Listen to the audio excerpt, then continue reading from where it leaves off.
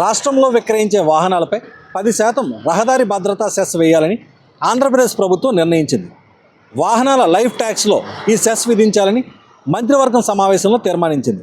దాదాపు 10 ఏళ్లుగా వాహనాల లైఫ్ ట్యాక్స్లో 28% జీఎస్టీ విధించేవారు.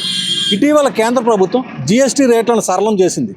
వాహనాలపై జీఎస్టీని 28% నుంచి 18% తగ్గించింది.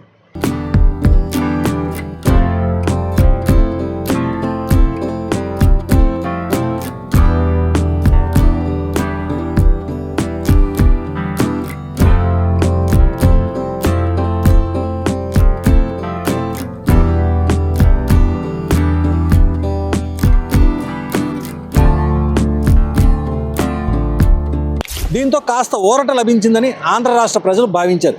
కానీ ఈలోపే వాహనాలపై 10% రహదారి భద్రతా సెస్తో ముఖ్యమంత్రి చంద్రబాబు పన్నుల గొరడా గులిపించారు. ఆంధ్రప్రదేశ్లోని ఏటా సుమారు 73,000 వాహనాలను విక్రయిస్తారు. వాటిపై లైఫ్ ట్యాక్స్లో 10% సెస్ వేస్తే నెలకు 22.50 కోట్లు కానుంది. ఆ ప్రకారం వాహన కొనుగోలుదారులపై ఏటా 270 కోట్లు పన్ను మోత మోగనుంది.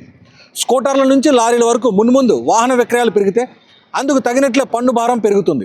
2 వీలర్స్, కార్స్ వంటి వ్యక్తిగత వాహనాలు ఇప్పుడు కొత్తగా కొనుగోలు చేసి రిజిస్ట్రేషన్ చేసుకునే సమయంలో వాటి ధర ఆధారంగా కనిష్టంగా 9% నుంచి గరిష్టంగా 18% వరకు జీవిత పన్ను అంటే లైఫ్ ట్యాక్స్ వసూలు చేస్తున్నారు. ఆ పన్నుపై మాత్రమే 10% కొత్త సెస్ విధించనున్నారు. ఎగ్జాంపుల్కి 1 లక్ష విలువైన బైక్కు ప్రస్తుతం 12,000 అంటే 12% లైఫ్ ట్యాక్స్ ఉండగా ఇప్పుడు ఆ పన్నుపై అదనంగా మరో 1,200 అంటే 10% రోడ్ సేఫ్టీ సెస్గా వసూలు చేయనున్నారు. ఇటీవల వరకు 1 లక్ష విలువైన బైక్కు 28,000 అంటే 28% జీఎస్టీ ఉండేది. సెప్టెంబర్ నుంచి ఇది 18,000కు అంటే 18% తగ్గింది. అంటే ఒక కొత్త బైక్కు జీఎస్టీ రూపంలో 10,000 తగ్గగా జీవిత పన్నుపై అదనంగా విధించిన రోడ్ సేఫ్టీ సెస్ రూపంలో 1,200 మాత్రమే భారం పడుతుందని ప్రభుత్వం చెబుతోంది. ఇప్పుడు కొత్తగా వసూలు చేయనున్న రోడ్ సేఫ్టీ సెస్ను పూర్తిగా రోడ్డు ప్రమాదాల నివారణకు అవసరమైన చర్యలు చేపట్టడం, రహదారుల అభివృద్ధి పనులకే వినియోగిస్తారు అని రవాణా శాఖ అంటుంది.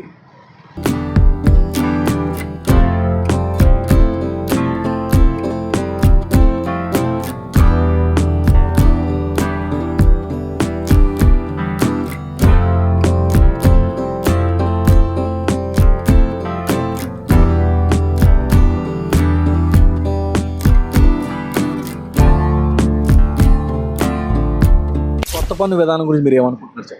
కొత్త పన్ను అంటే గతంలో అయితే ఏదో తగ్గించినట్టు తగ్గించారు.